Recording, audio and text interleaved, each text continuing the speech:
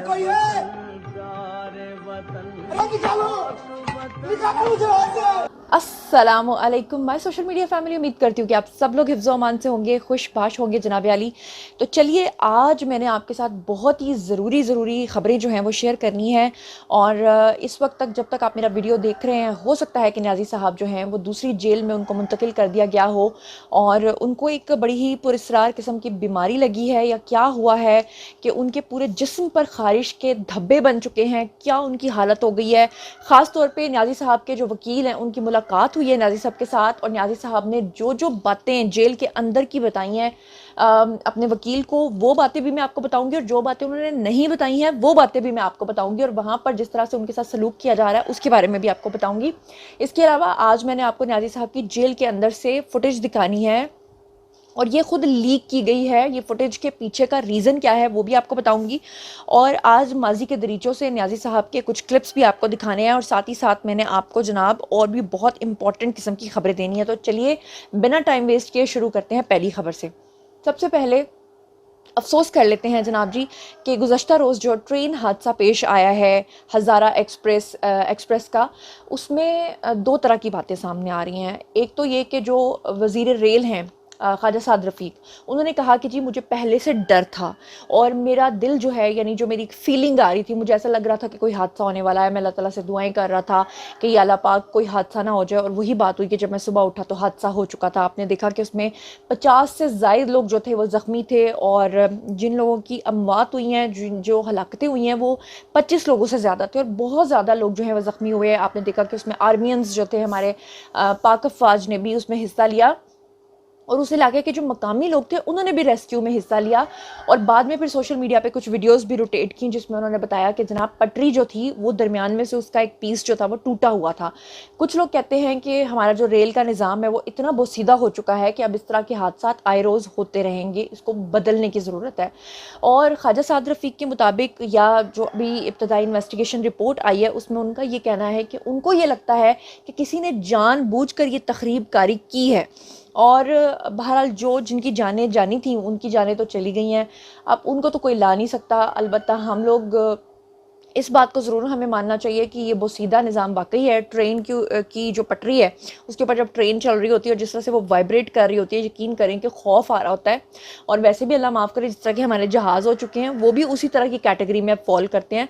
मुझे तो यकीन करें कि ऊंची ऊंची इमारत देख कर भी डर लगता है, क्योंकि बाहर के ममालिक में तो फिर भी कोई ज़ाब्ता अखलाक होगा, यहाँ पे तो अल्लाह माफ़ करे जिस तरह ज़लज़ले आते हैं। और यकीन करें कराची के अंदर जो इतनी इतनी पुरानी इमारत है वो देखकर तो मेरा दिल खौफ खा जाता है, मैं तो यकीन करें डर जाती हूँ। बहरहाल जितने भी लोगों की हलाकतें हुई हैं, जो शहादतें हुई हैं या कुछ भी आप कह लें, उन सब के लिए जो है वो काइंडली एक दफ़ा दुआए फातिहा ज़रूर कर दीजिएगा। It's my request. अब बात कर लेते हैं जी न्याज़ी साहब की। तो न्याज़ी साहब के बारे में मैं आपको बता दूँ कि उनके जो वकील हैं जी नईम पंजोथा, वो उनको मिलने के लिए जेल में गए और उनको न्याज़ी साहब के साथ जो है वो कुछ पेपर्स के ऊपर सिग्नेचर्स वगैरह करने थे। और जब सिग्नेचर्स वगैरह करवा लिए तो न्याज़ी साहब ने, जो पंजोथा साहब हैं, उनको दो बातें बताई। एक वो बातें थी जो उन्होंने अपने वकील को अपने दुखड़े, अपने रोने सुनाए, और दूसरी वो बात थी जो उन्होंने कहा कि ये बयानिया बाहर जाके बनाना है, मतलब लोगों को ये बताना है, लेकिन असल में हकीकत ये है। अब लोगों को क्या बताना है वो भी मैं आपको बता देती हूँ और खुद अपने दुखड़े जो उन्होंने रोए वो भी मैं आपको बता देती हूँ जी। तो न्याज़ी साहब ने कहा क्या, उन्होंने कहा कि ये जो जगह है, यानी कि जो सेल है, ये जो जेल है, ये बहुत ही तंग है जहाँ पर उनको रखा गया है। और उन्होंने कहा कि मैं यहाँ पर मज़ीद वक्त नहीं गुजार सकता, कुछ भी करके मुझे यहाँ से निकालो, पहला पॉइंट। दूसरा, उन्होंने कहा कि यहाँ पे जो वॉशरूम है उसका दरवाज़ा नहीं है, वो ओपन वॉशरूम है, उसकी स्मेल जो है वो अंदर तक आती है, तो मैं ये बर्दाश्त नहीं कर सकता। और जो आपने अपील दायर करनी है अदालत के अंदर, उसमें उनको ये बताएं कि मैं शुरू से नाजो नाम में पला हूँ, यानी कि मैं बड़ी आसाइशों में पला हूँ, मैं एक अमीर ज़्यादा हूँ, मैं इस तरह के माहौल में रहने का आदी बिल्कुल भी नहीं हूँ। ये दूसरा पॉइंट था। तीसरा पॉइंट न्याज़ी साहब का ये था कि उन्होंने कहा कि इन्होंने फ़र्श के ऊपर कोई चीज़ ऐसी बिखेरी हुई है कि यहाँ पर पूरी रात जो है वो कीड़े आते हैं और कीड़े जो हैं वो काटते हैं, जिसकी वजह से मैं इस मैट्रेस के ऊपर सो नहीं पाता। चौथी बात जो उन्होंने की वो ये की कि न्याज़ी साहब के बारे में आपको याद होगा, रेहाम खान ने भी किताब में लिखा था, रेफरेंस कोट किया था, और भी बहुत सारे लोग कहते हैं कि उनको छिपकलियों से बहुत डर लगता है। तो उन्होंने कहा कि वो भी यहाँ पर बकसरत पाई जाती हैं। और आपको याद होगा कि मैंने आपको पहले भी बताया था कि जिस दिन जेल में न्याज़ी साहब गए थे उस दिन सबसे पहले उनका जो जेल में इस्तकबाल किया था वो चूहों ने किया था, और जब चूहा उनको नजर आया था तो उन्होंने चूहे नजर आए थे तो उन्होंने उनको गालियां भी दी थी। न्याज़ी साहब ने अंग्रेजी में बस्टर कहा था। तो न्याज़ी साहब ने कहा यहाँ पर चूहे भी हैं, यहाँ पर छिपकलियाँ भी हैं, मुझे डर लगता है। उन्होंने कहा यहाँ पे ज़मीन पे कीड़े भी हैं, उन्होंने कहा यहाँ पे लाल बेग भी हैं, उन्होंने कहा यहाँ पे बाथरूम भी ओपन है, उन्होंने कहा खाने में इन्होंने मुझे दाल खिलाई, और जब मैंने इनसे यखनी मांगी तो इन्होंने मुझे यखनी भी नहीं दी। जहाँ तक सी क्लास या बी क्लास का तल्लक है तो खान साहब का तो खुद ये दावा रहा है कि जेल में एक ही क्लास होनी चाहिए और सबको एक जैसे ही हालात में रखा जाना चाहिए, और वो इस बात का जो है वो बड़ा प्रचार करते रहे हैं कि जेल में ये जो सहूलतें अदालतें दे रही हैं या लोग ले रहे हैं, घर का खाना भी नहीं होना चाहिए, मेडिसिन भी जो है वो जेल में जो हॉस्पिटल से अवेलेबल हो वही होनी चाहिए, और बाकी जो वो ओपन वाशरूम की बात करें तो ओपन वाशरूम ही है जेलों में, वहाँ पे कोई अलग वाशरूम नहीं है। जिन जेलों में या जिन सेलों में हम रहे हैं वो भी खान साहब के इल्म में होगा कि वो भी ऐसे ही थे। न्याज़ी साहब ने कहा कि मैं इस तरह के माहौल में जो हूँ वो हरगिज़ नहीं रह सकता, बल्कि इसके ऊपर सुहेल वड़ाइच जो हैं उन्होंने भी तबसरा किया। उन्होंने कहा कि जिस तरह की बातें न्याज़ी साहब कर रहे हैं, नहीं लगता कि ये आने वाले दिनों में जो है वो ज़्यादा सर्वाइव कर पाएंगे जेल के अंदर, और इनका जो हौसला है वो जल्दी ही टूट जाएगा, ये सुहेल वड़ाइच का कहना था। अच्छा, न्याज़ी साहब जो थे उन्होंने बहुत ज़्यादा डांटा अपने वकील को, कहा कि तुम लोग कर क्या रहे हो, मैंने तुम लोगों को कहा था कि एहतजाज करना है, तुम लोगों ने एहतजाज नहीं किया। वकील पंजोथा जो है उन्होंने बताया मुबैना तौर पे कि पुलिस इस तरह से जो है क्रैकडाउन कर रही है, रोक रही है, हमारे कई कारकुन जो है वो गिरफ्तार हैं, लोगों को जो है वो बाहर नहीं निकलने दिया जा रहा, और जितनी भी अंदर की जो बातें थी वो हो गई। उसके बाद न्याज़ी साहब ने बात करते करते फिर से कहा कि उनको जो है वो बॉडी के ऊपर खारिश हो रही है 3 दिन से। उन्होंने कहा वो प्रॉपर तरीके से नहा नहीं सकते, और उन्होंने यहाँ तक कहा कि वो वॉशरूम इतना ज़्यादा रोकते हैं कि 2 मरतबा उनके साथ हो गया है। ठीक है, तो उन्होंने कहा कि मैं अब क्या करूं, मेरी तो हालत ख़राब हो गई है यहाँ पर, तो कुछ भी करके किसी भी तरीके से, यानी कि शलवार के अंदर ही उन्होंने कहा कि रफ़ाए हाजत भी हो जाती है। तो इस पे जो वकील थे मुबैना तौर पे उन्होंने उनको ये मशवरा दिया कि कोई बात नहीं, अगर शलवार में आपको रफ़ा हाजत हो रही है तो ये ज़्यादा अच्छी बात है, हम बताएंगे कि न्याज़ी साहब जो हैं उनको कोई बीमारी लग गई है जेल के अंदर, और उनको यहाँ पे इन्फेक्शन हो गया है जिसकी वजह से ये सब कुछ हो रहा है, ताकि आपको निकलवाने में ज़्यादा आसानी हो। उन्होंने कहा ओ यस, फिर तो गुड आइडिया है। अच्छा, फिर उसके बाद जो है वो जो इनके वकील है नईम पंजोथा, वो बाहर आए। बाहर आने के बाद ज़ाहिर सी बात है कि उन्होंने ये तो नहीं कहना था कि न्याज़ी साहब ने कहा कि हाय मैं मर गया, हाय मैं खप गया, मेरे नाल इंज हो गया, मेरे नाल उंज हो गया। तो उन्होंने बाहर आके जो बयानिया न्याज़ी साहब ने बताया था उन्होंने वो बताया, और वो बयानिया क्या था? वो बयानिया ये था कि चाहे ये लोग, इन्होंने मुझे सी क्लास जेल में रखा हुआ है, और ये कहा न्याज़ी साहब की तरफ से नईम पंजोथा ने। उन्होंने कहा कि न्याज़ी साहब कह रहे हैं कि जी मुझे इन्होंने सी क्लास जेल में रखा हुआ है, चाहे मुझे ये सी क्लास में ही रखें, सारी ज़िंदगी रखें, मैं टूटूंगा नहीं, मेरा अज़्म नहीं हारेगा, और मैं इनसे डील नहीं करूंगा। और वो ये कह रहे थे कि यहाँ पर जो रहने का माहौल है वो बड़ा ख़राब है, किसी हवाले से मुझे कोई फैसिलिटी नहीं है, वहाँ पर कोई एसी, कोई कूलर, कोई चीज़ वहाँ पर नहीं लगी हुई, एक छोटा सा कमरा है, बिल्कुल छोटा सा कमरा है। सवाल ये पैदा होता है कि जिस दिन न्याज़ी साहब ने गिरफ्तार होना था उससे एक दिन पहले, ठीक एक दिन पहले रात 10 बजे जब शाह महमूद कुरैशी के साथ इन्होंने मीटिंग की, उसके बाद वो मीटिंग का सारा अहवाल मैंने आपको बताया। उसके बाद जो न्याज़ी साहब हैं इन्होंने क्या कहा था?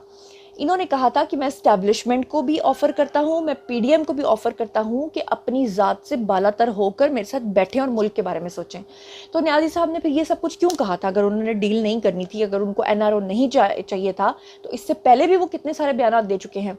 ये तो आसिम मुनीर हैं, आप देख लें अभी अफगानिस्तान का ये जो बाजोड़ वाला वाक़या हुआ है, जो हमला हुआ है, उस पर आसिम मुनीर साहब जो हैं उन्होंने कितना सख्त स्टांस लिया हुआ, कितना सख्त स्टैंड लिया हुआ है। उन्होंने कहा कि मैंने किसी ग्रोह से बात नहीं करनी, मैं अफगानिस्तान की गवर्नमेंट से, government to government, people to people बात नहीं करूंगा, गवर्नमेंट टू गवर्नमेंट बात करूंगा, लेकिन मैं किसी ग्रोह के साथ बात नहीं करूंगा।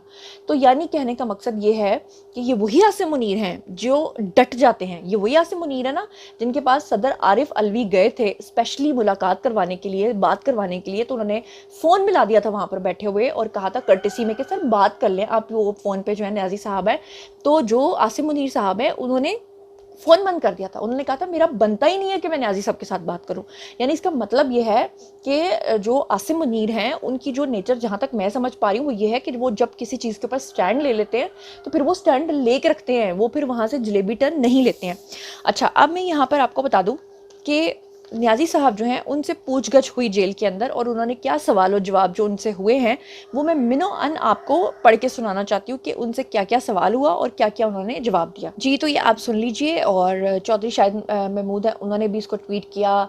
उसके अलावा दूसरे सहाफ़ी हजरात हैं, इमरान शफकत हैं, और भी बहुत सारे लोग हैं जिन्होंने अब तक आपको ये खबर दी है, और अब मैं भी आपको ये खबर दे रही हूँ। न्याज़ी साहब को जब जेल यानी अटक के अंदर जो है वो मुंतकिल किया गया, तो वहाँ पर रूटीन के मुताबिक क्या होता है कि वार्डन ने जो मुलजिम होता है उसको जेल सुपरिटेंडेंट के सामने पेश करना होता है। ये एक रूल है, हर एक कैदी के साथ ये होता है। और वहाँ पर एक एनी शाहिद था जिसने ये बताया है कि न्याज़ी साहब को सुपरिटेंडेंट के सामने बिल्कुल आम कैदियों की तरह ही पेश किया गया। जब उनको पेश किया गया तो उस कमरे में न्याज़ी साहब के बैठने के लिए कोई भी कुर्सी मौजूद नहीं थे। न्याज़ी साहब चाहते थे कि शायद यहाँ पर कोई मुझे प्रोटोकॉल मिलेगा, लेकिन उनको कोई प्रोटोकॉल नहीं मिला। जेलर ने जो पहला सवाल न्याज़ी साहब से पूछा वो ये पूछा कि आपका नाम, बल्कि पूछा तुम्हारा नाम। तो न्याज़ी साहब ने कहा इमरान। दूसरा सवाल उन्होंने पूछा वालिद का नाम, तो उन्होंने कहा कि इकरामुल्लाह। उसके बाद तीसरा सवाल उन्होंने पूछा कि किस जुर्म में आप यहाँ पर आए हैं, क्या जुर्म है आपका, तो उन्होंने कहा कि घड़ी चोरी। अब अंदाज़ा कीजिए कि एक वो शख्स जो रियासत मदीना का अमीन, जो अक़वाम मुत्तहिदा में जाकर आपकी तकरीरें करता है कि बेईमानी करना हराम होता है, और एक वो बंदा जो जिस मुल्क में जाता है उसके साथ ताल्लुकात ख़राब करके आ जाता है और कहता है कि फिर भी मैं डील नहीं करूँगा और मैं तुम लोगों को मार दूँगा, काट दूँगा, उखाड़ दूँगा। वो कह रहा है कि जेल सुपरिटेंडेंट पूछ रहा है कि आपका जुर्म क्या है, तो वो कहता है घड़ी चोरी। कितने आराम से, वाह वाह सुभान अल्लाह। यानी कि ये वो शख्स है जो तकब्बुर और रौनत में यानी फ़िरौन से भी आगे था। बहरहाल जो है उसके बाद क्या होता है, वो आपको सानिहा साहिवाल याद है ना, और आपको वो हज़ारा का वाक़या भी याद होगा कि जिसके अंदर वो बेचारे लाशें लेकर बैठे रहे थे कि न्याज़ी साहब आएंगे, लेकिन न्याज़ी साहब ने कहा था मैं इनके साथ भी बातचीत नहीं करूँगा, मैं इनके साथ भी डील नहीं करूँगा, ये मुझे ब्लैकमेल करना चाहते हैं। न्याज़ी साहब 22 साल की सियासत में ये कहते थे कि मैं राना सनाउल्लाह को मूँछों से घसीटूँगा और शहबाज शरीफ जो है वो स्लीपिंग पिल्स खा के सोएगा, और जो अपने मियाँ मोहम्मद नवाज शरीफ हैं उनकी जेल में से तो मैं टीवी भी बाहर निकलवा दूंगा और मैं एसी भी बाहर निकलवा दूंगा। तो आपको अच्छे तरीके से पता है कि वो किस तरह की बातें करते रहे। उसके बाद न्याज़ी साहब को जो है वो कैदी नंबर अलॉट किया गया, और जो बैरक है वो मैंने आपको बता दिया है कि 1 / 2 है जहाँ पे उनको रखा गया है। अच्छा, न्याज़ी साहब को जो है वहाँ पर जब कैदी नंबर अलॉट किया गया तो उसके बाद उनको कच्चा राशन दिया गया, यानी ग्रॉसरी का कुछ सामान दिया गया, और कहा गया कि रोज़ाना जो है वो आपकी मर्ज़ी का खाना आपको नहीं मिलता, तो फिर आप ये कच्ची ग्रॉसरी जो है इसे ख़ुद भी पका सकते हैं। और साथ में उनको 3 मुशक्क़ती दिए, और साथ में उनको 2 खद्दर के जोड़े दिए, और उसके बाद जो है यानी ये जो खद्दर के जोड़े होते हैं ये वहाँ की वर्दी है, आई मीन वहाँ जो कैदी होते हैं वो इसको पहनते हैं। उसके बाद 2 अदद सफ़ेद टोपियाँ, नीले रंग की एक वर्दी, और बाकी भी कुछ चीज़ें जो हैं वो उन तक दी। तो ये न्याज़ी साहब के साथ जो है वो जेल में हुआ। अच्छा, अब मैं आपको एक वीडियो दिखाती हूँ जो मैं बात करती जाती हूँ। यहाँ पर आपको न्याज़ी साहब का वीडियो नज़र आ रहा होगा, और इसके साथ आपको मियाँ मोहम्मद नवाज शरीफ के बेटे भी नज़र आ रहे होंगे। आपको याद होगा कि न्याज़ी साहब के दौर में जब नैब की पेशियाँ भुगत रहे थे नवाज शरीफ के बेटे, तो उस वक्त जब वो नैब के पास गए थे सवालों के जवाब देने के लिए, तो वहाँ से उनकी तस्वीर को, स्पेशली जब वो बेचारे बहुत डिप्रेस होकर बैठे हुए थे, उस वक्त जो हुसैन नवाज़ हैं उनकी पिक्चर को और उनकी एक वीडियो को लीक किया गया था, और ये इंटेंशनली किया गया था। इसके ऊपर नून लीग ने बड़ा एहतजाज भी किया था। अब वही काम सेम टू सेम न्याज़ी साहब के साथ हुआ है। उनकी भी जेल से ये फुटेज आई है जो आप इस वक्त स्क्रीन के ऊपर देख रहे हैं, और वही बात है ना कि मुकाफ़ाते अमल है, मगर बात फिर वही है कि इस अमल को अगर यहीं पर रोक दिया जाता तो शायद ज़्यादा अच्छा हो जाता। लेकिन जिन्होंने बदला लेना फिर उन्होंने नहीं छोड़ना, वो कहते हैं जी हमारे साथ ये हुआ तो हम भी ये करेंगे, लेकिन पता नहीं इसको कब जाके फुल स्टॉप लगेगा।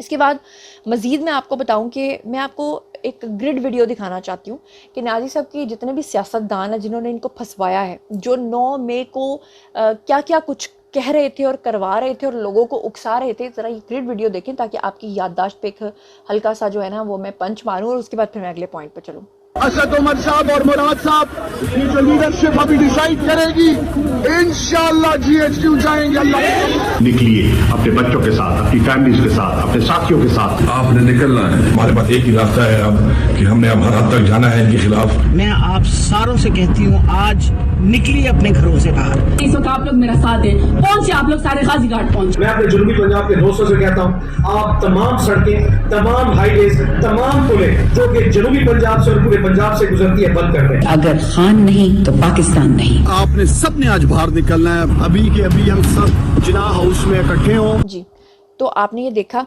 उसके बाद मैं आपको न्याजी साहब का वीडियो दिखाना चाहती हूँ जिसमें वो क्या कहा करते थे। वो फ़िरौनी लहजे में कहा करते थे कि अगर मुझे दोज़ख मिल गई तो मुझे दोज़ख में भी गर्मी नहीं लगेगी। तो अल्लाह ताला ने उनको जेल जैसी जगह पे पहुंचा के दोज़ख में ही डाला ना, एक किस्म का। इतनी गर्मी में देखें बैठना, वहाँ रहना, कीड़ों में, जो उनकी हालत वो बता रहे हैं। तो ज़रा देखें कि न्याजी साहब दोज़ख के बारे में क्या कहा करते थे। मैं आपको यकीन दिलाता हूँ कि खुदा ना खास्ता अगर अल्लाह ने मुझे दोज़ख में भेज दिया, मुझे गर्मी नहीं लगेगी। अब मैं आपको न्याजी साहब का एक और वीडियो दिखाना चाहती हूँ जिसमें वो शाहिद खाकान अब्बासी के बारे में कहा करते थे कि ओए शाहिद खाकान अब्बासी, तुम कहते थे ना कि अगर मैं करप्ट हूँ मुझे जेल में डालो, लो तुम्हें हम जेल में डालते हैं। और लोग हुल्लड़बाजियाँ करते थे, तालियां बजाते थे, खुश होते थे कि गोया किसी का मजाक उड़ा के उन्होंने एक जैसे एक तमाशबीन को सामने खड़ा किया होता है, एक तमाशा लगाया होता था। और वो कहते ना, होता है शब रोज़ तमाशा मेरे आगे। तो न्याजी साहब ने शाहिद खाकान अब्बासी के बारे में क्या कुछ कहा था और फिर कहा था कि मैं इनको तकलीफ़ पहुँचाऊँगा। उस तकलीफ़ में खुदा न खास्ता आज वो खुद हैं। वही कहते ना कि वो अल्फाज मुँह से नहीं निकालने चाहिए। क्या कहते रहे, ज़रा सुनिए। अब खाकान अब्बासी बार बार तकरीरें कर रहे थे कि मुझे जेल में डालो, अगर मैंने कुछ गलत किया तो जेल में डाल दिया अब हमने उसे। तुम वापस आओ तो मैं देखता हूं तुम्हें हम कैसे रखते हैं। मैं पहुंचाऊंगा तकलीफ इनको। मैं आज कह रहा हूं कि इनको तकलीफ में पहुंचाऊंगा, इनको रुलाऊंगा। न्याजी साहब का ये वीडियो भी देखें जिसमें वो कहते थे ना, नवाज शरीफ कहते हैं जेल में अच्छा खाना नहीं मिलता और मैं इनका एयर कंडीशन निकाल दूंगा, मैं टीवी निकाल दूंगा। क्या कुछ कहते रहे, जरा ये भी सुनिए। जी खाना अच्छा नहीं है जेल का, एयर कंडीशन लगा दो जेल में। अब टीवी चाहिए जेल में, कि वापस जाके मैं ये टीवी सीवी तो जेल से निकालू ना मैं। तो जनाब ये था मुकाफाते अमल। इसके ऊपर बिलावल ने भी अपना एक रद्द-ए-अमल दिया, लेकिन सिर्फ एक लफ्ज़ बोला, उन्होंने कहा मुकाफाते अमल। यानी सब लोग इस वक्त ये बात कर रहे हैं। और परवेज़ खटक ने भी कहा कि न्याजी साहब की फ़िरौनियत इस हद तक थी कि वो अपनी पार्टी के किसी बंदे को कुत्ते से ज़्यादा अहमियत नहीं देते थे, वो शेरू को अहमियत देते थे जो उनका कुत्ता था। उनके बारे में फिरदौस आशिक़ अवान नहीं कह चुकी कि एक दफ़ा मैं मिलने के लिए न्याजी साहब को गई, अंधेरा था, एकदम लाइट चली गई तो मेरा पैर जो है वो शेरू के ऊपर आ गया और न्याजी साहब ने मेरे साथ वो कुतिया कुत की, मुझे इतनी गालियाँ दी कि जिसकी कोई इंतहा नहीं है। और परवेज़ खटक भी ये बात कह चुके हैं। जहांगीर तरीन और अलीम खान ने क्या कहा कि जो इंसान अपने दोस्तों का सगा नहीं है, जो इंसान अपनी औलाद का सगा नहीं है, वो इंसान मुल्क का क्या सगा होगा। इंसान जिस इंसान को भी ये लानत पड़ जाती है तकब्बुर की, उसका अंजाम यही होता है जो इमरान खान साहब का हुआ। और जो अपने दोस्तों का नहीं, जो अपने मौसरों का नहीं, जो अपने साथ दिन रात काम करने वालों का नहीं, जो अपने बच्चों का नहीं, वो उस मुल्क का भी नहीं। और फिर आप ये देखें कि अब जुमाइमा जो है वो क्यों बयान नहीं दे रही, अब जुमाइमा पाकिस्तान क्यों नहीं आ रही, अब इमरान खान के 2 बेटे उनको मुश्किल में छोड़कर बाहर ऐश क्यों कर रहे हैं, अब उनके 2 बेटे जो हैं वो पाकिस्तान क्यों नहीं आ रहे। खून से आगे तो कोई बात नहीं होती ना। बहरहाल एंड पे मैं इसको कंक्लूड इस तरह से करूँगी कि एक शेर आपकी नज़र है कि दश्त तो दश्त सहरा भी ना छोड़े हमने, दश्त तो दश्त सहरा भी ना छोड़े हमने, करतारपुरी गोल्डन लोटे भी ना छोड़े हमने। आपको पता ही है कि बुशरा बीबी जो हैं उन्होंने वो जो करतारपुरी गोल्डन यानी कि प्योर गोल्ड का लोटा है उसको भी चुरा लिया, गोल्ड की क्लाशनकोफ भी उन्होंने वहाँ पे मुंतकिल कर दी। अब बस उनका अपना ऑफिशियली जो है मुंतकिली का बयान जो है वो सामने आने वाला है कुछ ही दिनों में। मुबैना तौर पे कहा जा रहा है कि वो प्रेस कॉन्फ्रेंस करके न्याजी साहब को छोड़ के रफू चक्कर हो जाएंगी। तो जनाब ये थी आज की खबरें। अब बारी है जी आप लोगों की, आइए कमेंट सेक्शन में शेयर कीजिए कि न्याजी साहब को क्या दूसरी जेल में मुंतकिल किया जाना चाहिए। वो अडियाला जेल जाना चाहते हैं। वो कहते हैं कि उनको ए क्लास मिले, लेकिन बाहर जो है उनके वकला जो हैं वो जिस तरह के एहतजाज कर रहे हैं और वो कह रहे हैं, न्याजी साहब कह रहे हैं कि हमारा हौसला कभी नहीं टूटेगा। तो वो शख्स जो कहता है कि मेरा हौसला कभी नहीं टूटेगा, वो शख्स जो कहता है कि जेल को हमेशा आपने एक ही कैटेगरी में रखना होता है, वो शख्स जो कहता है कि दोज़ख में भी जाके मुझे गर्मी नहीं लगेगी, वो शख्स जो कहता है कि मैं एसी निकलवा दूंगा, मैं खाने नहीं पहुंचाऊंगा, मैं तकलीफ पहुंचाऊंगा, आज वो ये सब कुछ क्यों बर्दाश्त नहीं कर पा रहा है। इसके बारे में मुझे ज़रूर बताइएगा। जो कुछ भी आप सोचते समझते हैं आइए कमेंट सेक्शन में शेयर कीजिए, पर्सनली जवाब दूंगी। मज़ीद खबरें, व्लॉग्स, इंटरव्यूज़ और साथ तस्वीर जानने के लिए मेरे साथ कनेक्टेड रहना हरगिज़ मत भूलिएगा। चैनल को सब्सक्राइब कर लीजिएगा। अपना बहुत ख्याल रखिएगा। अल्लाह ने के बान।